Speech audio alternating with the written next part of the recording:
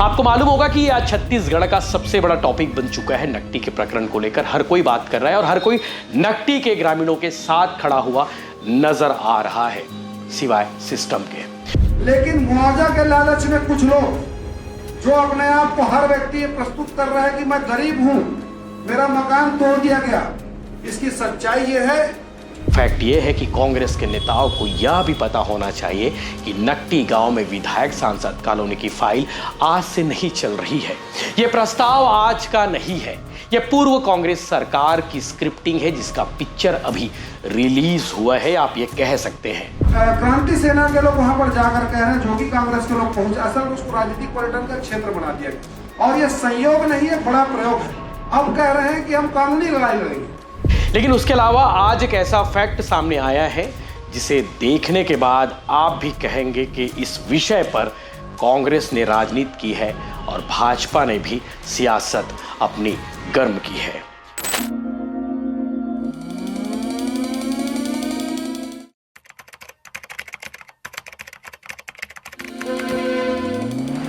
नमस्कार, जय जोहार, जय छत्तीसगढ़ में यशवंत साहू। आप देखना शुरू कर चुके हैं भिलाई टाइम्स और नकटी के प्रकरण को समझने के लिए आज का ये वीडियो आप पूरा देखिएगा।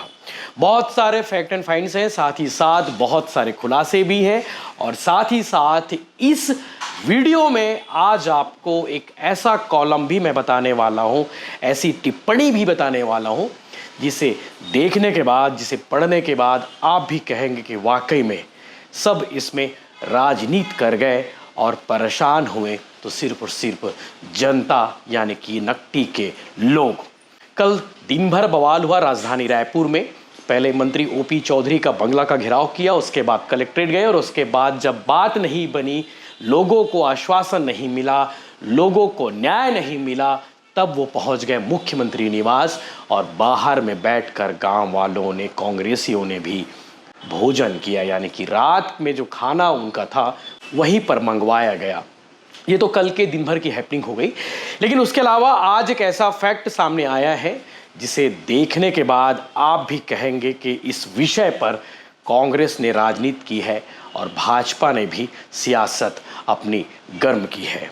यानी कि ओवरऑल कहा जाए तो इस पूरे प्रकरण में सबके सब नेता नगरी कर रहे हैं, सबके सब सियासतदार अपनी अपनी सियासी रोटी सेकने में लगे हुए हैं और अन्याय हुआ तो हुआ सिर्फ और सिर्फ ग्रामीणों के साथ में, जिनके दुख और दर्द के साथ पूरा छत्तीसगढ़ आज खड़ा है।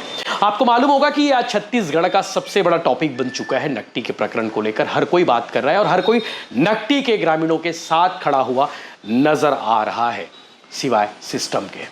तो आज एक फैक्ट पर बात करते हैं। आपको जानकर हैरानी होगी और आप लोग लगातार 2-3 बयान सुन रहे होंगे। एक बीजेपी के नेता हर कोई यही कह रहा है कि ये कांग्रेस सरकार के समय का है, कांग्रेस सरकार में इसे अप्रूवल दिया गया है, कांग्रेस सरकार में इसकी फाइलिंग हुई। तो आज उसी पर बात करते हैं क्योंकि नकटी को लेकर सियासी पारा चढ़ा हुआ है। कांग्रेस के नेता गांव तक पहुंच रहे हैं और सरकार पर सवाल उठा रहे हैं। लेकिन एक और फैक्ट है जिसके बारे में जानना जरूरी है और हम पत्रकारों का काम है फैक्ट बताना, सो क्यों ना इसके बारे में बताया जाए। फैक्ट ये है कि कांग्रेस के नेताओं को यह भी पता होना चाहिए कि नकटी गांव में विधायक सांसद कॉलोनी की फाइल आज से नहीं चल रही है। यह प्रस्ताव आज का नहीं है, यह पूर्व कांग्रेस सरकार की स्क्रिप्टिंग है जिसका पिक्चर अभी रिलीज हुआ है, आप ये कह सकते हैं। यानी कि कांग्रेस की भूपेश सरकार थी तब से प्रस्ताव बने और फाइल चली। ये कागज में भी दिख रहे हैं, आपको स्क्रीन पर साफ साफ नजर आ रहा होगा। और भाजपा की सरकार भी यही कह रही है। दरअसल सोशल मीडिया में कुछ सरकारी दस्तावेज वायरल हो रहे हैं, उसे पहले आप देखिए। एक दस्तावेज आपको नजर आ रहा होगा 8 दिसंबर 2021 का, और ये पत्र है हाउसिंग बोर्ड के ई का। उन्होंने रायपुर एसडीएम को पत्र लिखते हुए कहा कि ग्राम नकटी तहसील रायपुर में भूमि आवंटन की कार्रवाई करे। खसरा नंबर 460 जिसका रकबा 15.479 हेक्टेयर है। छत्तीसगढ़ हाउसिंग बोर्ड को आवंटन के लिए ये लेटर लिखा गया था। इस पत्र में ये भी बताया गया था कि 3 हेक्टेयर जमीन पर ग्रामीणों का कब्जा है, बाकी 12 हेक्टेयर जमीन पर कोई कब्जा नहीं है, कोई मंदिर नहीं है, कोई मस्जिद नहीं है, ना ही कोई निर्माण है। यानी कि प्रक्रिया काफी पहले से की है और इस मामले में वित्त मंत्री ओपी चौधरी को भी लगातार ट्रोल किया जा रहा है। सवाल यह है कि आखिर उन्हें ट्रोल क्यों किया जा रहा है। न ये जमीन उनके डिपार्टमेंट यानी कि हाउसिंग बोर्ड की है, ना ही उन्होंने जमीन के लिए कोई लिखा पढ़ी की है। और जब लिखा पढ़ी हुई तब ना ओपी चौधरी मंत्री थे, बावजूद उन्हें ट्रोल किया जा रहा है। सवाल तो राजस्व मंत्री टंकराम वर्मा से करना चाहिए, सवाल तो पूर्व मुख्यमंत्री भूपेश बघेल से भी करना चाहिए, सवाल तो विधानसभा के पूर्व अध्यक्ष चरणदास महंत से भी करना चाहिए। इस पूरे प्रकरण में आगे क्या होने वाला है ये भी हम बताएंगे। वहीं रायपुर सांसद बृजमोहन अग्रवाल का भी एक खत वायरल हो रहा है, जिसमें नट्टी ग्राम में विधायक कॉलोनी पर निर्माण लगाने को लेकर मंत्री ओपी चौधरी को खत लिखा गया था। ये तारीख है 10 जनवरी, शायद 19 जनवरी 2026, 10 या 19 जनवरी। खत में जो साफ साफ स्पष्ट नजर नहीं आ रहा है, जिसमें रायपुर सांसद ने तुरंत रोक लगाने की मांग ओपी चौधरी से की थी। इस पत्र का जवाब मंत्री ओपी चौधरी ने 2 फरवरी 2026 को दिया। जवाब था, आपका सुदीर्घ राजनीतिक अनुभव रहा है, सरकार के शासकीय कार्यों का भी लंबा अनुभव रखते हैं। आपको ज्ञात हो कि विधायक कॉलोनी संबंधी निर्णय न हाउसिंग बोर्ड लेता है और ना ही कोई विभागीय मंत्री। यह निर्णय विधानसभा अध्यक्ष, मुख्यमंत्री, नेता प्रतिपक्ष और दोनों दलों के सीनियर 10 सदस्यों की समिति द्वारा तय किया जाता है। चूंकि उक्त संबंध में निर्णय लेने का अधिकार किसी विभागीय मंत्री का विषय वस्तु है ही नहीं, अतः उचित स्थल पर पत्राचार करने का कष्ट करें। यानी कि जहां पर सांसद बृजमोहन अग्रवाल को खत लिखना था, वहां ना लिखकर उन्होंने ऐसी जगह खत लिख दिया जहां से कोई रिप्लाई तो आया लेकिन कोई समाधान नहीं आया। तो कहीं ना कहीं इस पूरे नट्टी के प्रकरण को लेकर सियासत होती रही। अब इस पूरे एपिसोड में अन्याय ग्रामीणों के साथ हुआ है, ग्रामीणों के साथ में राजनीति हो गई। पिछली सरकार के प्रस्ताव पर मौजूदा सरकार ने अमल कर दिया, चाहे तो इसे रोका जा सकता था, लेकिन सब नियमों के फेर में पानी फेर दिए। सरकार के अफसरों ने भी पानी फेरने में कोई कसर नहीं छोड़ी, घर तोड़ने में, लोगों का घर बर्बाद करने में कोई कसर नहीं छोड़ी। अपर कलेक्टर कीर्तिमान सिंह राठौर ने ऐसा मोर्चा संभालो मानो वो कोई जंग लड़ रहे हों। खैर, अभी भी वक्त है, जो ग्रामीण जैसा चाहते हैं वैसा सरकार को इस पर विचार करना चाहिए, भले ही लोगों की संवेदना, क्योंकि जनता से बड़ा इस दुनिया में कोई भी नहीं है। इसके अलावा इस पूरे एपिसोड को लेकर, इस पूरे प्रकरण को लेकर आपको एक और कॉलम बताता हूं। एक और कॉलम की चर्चा आज पूरे प्रदेश भर में हो रही है। दैनिक भास्कर रायपुर के संपादक है हर्ष पांडे जी के साथ में, उनके सानिध्य में काम करने का अवसर आज मुझे भी मिला और कहीं ना कहीं काफ़ी लंबा अनुभव उनके साथ में, उनका सानिध्य हमें मिला है। और आज उनके कॉलम की चर्चा पूरे प्रदेश भर में हो रही है। उन्होंने भाजपा को भी नहीं छोड़ा, उन्होंने कांग्रेस को भी नहीं छोड़ा, उन्होंने अधिकारियों को तो छोड़ा ही नहीं, क्योंकि वो आज ग्रामीणों के साथ खड़े हुए साफ साफ नजर आ रहे हैं। तो उन्होंने क्या लिखा है कॉलम में, वो भी आप आगे सुनिए। नट्टी को लेकर उन्होंने लिखा है कि बुलडोजर मकानों पर चला है या फिर भरोसे पर। नट्टी गांव का विवाद अब सिर्फ अतिक्रमण हटाने की कार्रवाई नहीं रह गया, यह सरकार, प्रशासन और जनता के बीच भरोसे का परीक्षा बन गया है। सवाल ये नहीं कि सरकारी जमीन पर कब्जा था या नहीं, यदि था तो सरकार को उसे खाली कराने का पूरा अधिकार है। सवाल यह है कि क्या किसी लोकतांत्रिक सरकार की ताकत सिर्फ बुलडोजर चलाने में दिखनी चाहिए या लोगों का विश्वास जीतने में भी। 30 जून की सुबह जब प्रशासन भारी पुलिस बल और बुलडोजरों के साथ गांव में पहुंचा, तब उसे कानून का पालन जरूर किया गया होगा, लेकिन संवेदनशील शासन का परिचय नहीं दिया।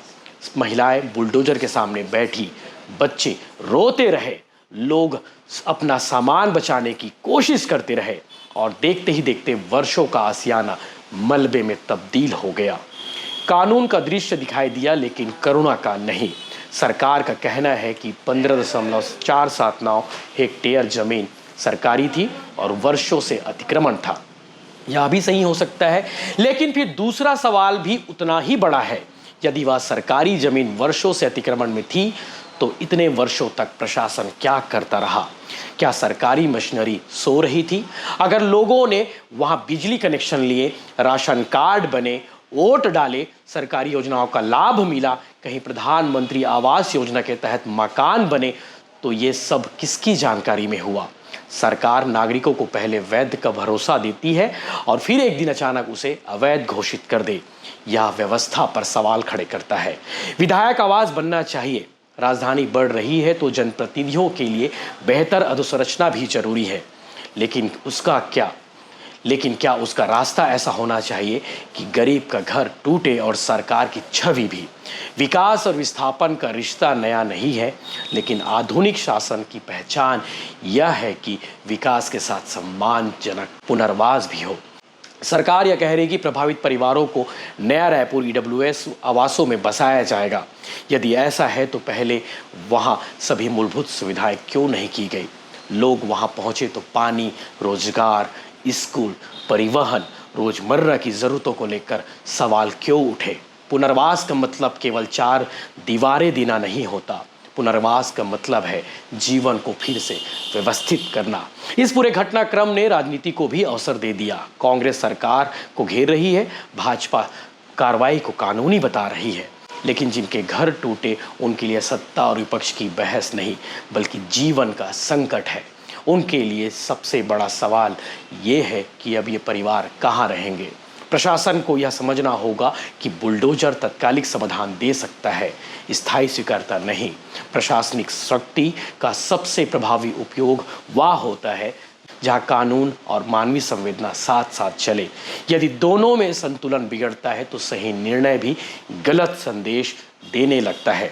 नट्टी का मामला केवल एक गांव का नहीं, यह पूरे छत्तीसगढ़ के लिए चेतावनी है। आज वहां विधायक आवास के लिए जमीन चाहिए, कल किसी और परियोजना के लिए होगी। इसलिए राज्य को एक स्पष्ट, पारदर्शी और मानवीय पुनर्वास नीति पर अमल करना होगा, ताकि विकास की कीमत किसी गरीब का सम्मान न बने।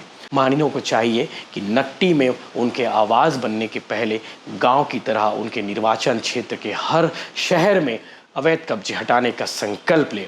सरकार को चाहिए पुनर्वास, मुआवजा और सुविधाओं की स्थिति सार्वजनिक करे, प्रभावित परिवारों से खुले संवाद करे, जहां भी प्रशासनिक चूक हुई उसे स्वीकारने का साहस भी दिखाए।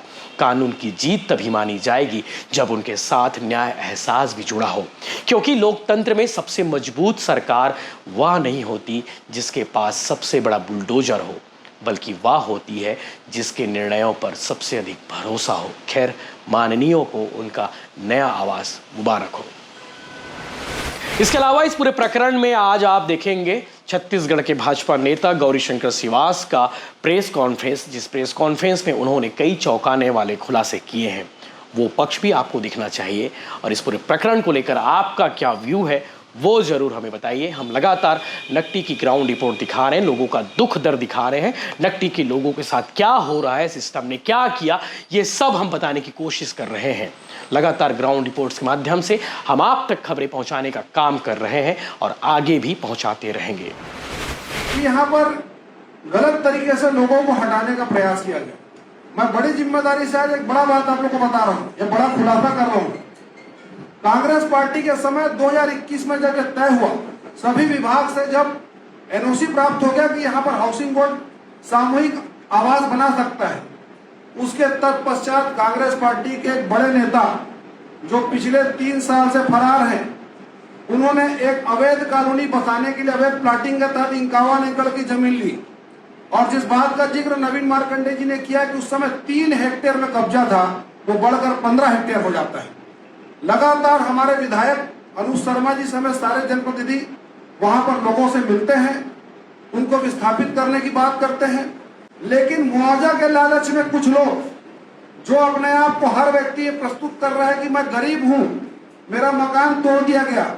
इसकी सच्चाई ये है कि बहुत से ऐसे नाम हैं, जैसे सुगलू राम साहू 15,600 फीट में इनका कब्जा है, मनोज कुमार पिता अमरीका साहू 17,200 फीट में कब्जा है, घासी राम साहू 10,000 फीट, रामलाल 14,000 फीट, और एक हमारी माता जी जो शंकर भगवान को लेकर जा रही है, जिसका वीडियो बहुत वायरल हो रहा है, भूरी पाल पति शंकर पाल 14,000 फीट, उनके पुत्र मुकेश पिता मनहरन पाल 19,800 फीट, 19,000 20,000 फीट के ऐसे लगभग 22 से 44 लोगों की सूची हमारे पास। 50-50 लाख का मकान का निर्माण हुआ है। क्या इनको गरीब की श्रेणी में रखा जाए? जिस बात का जिक्र नवीन मार्कंडे जी ने किया कि 16 ऐसे लोग हैं जिनके पास में अपना मकान नहीं है, उन्होंने 700-800 फीट में वहां पर वो रह रहे हैं। हमारी सरकार की यह संवेदना है कि हमने सब विस्थापितों को मकान देना सुनिश्चित किया। तीसरी महत्वपूर्ण बात कि व्यवस्थापन के तहत में अभी तक ये व्यवस्था थी कि शहरी क्षेत्र में जो लोग इस प्रकार के कब्जाधारी थे उनको मकान दिया जाता है, ये पहली बार ऐसा हुआ है कि ग्रामीण क्षेत्र में रहने वालों को भी हमने मकान दिए, उनकी चाबी सौंपी है। पांचवी महत्वपूर्ण बात, क्रांति सेना के लोग वहां पर जाकर कह रहे हैं जो कि कांग्रेस के लोग पहुंचे, असल में उसको राजनीतिक पर्यटन का क्षेत्र बना दिया गया और ये संयोग नहीं है, बड़ा प्रयोग है। अब कह रहे हैं कि हम कानूनी लड़ाई लड़ेंगे। जब नोटिस जारी हुआ, राज्य सरकार ने सारे दोषी ले दिया और तय हो गया कि वहां पर आवास बनेगा।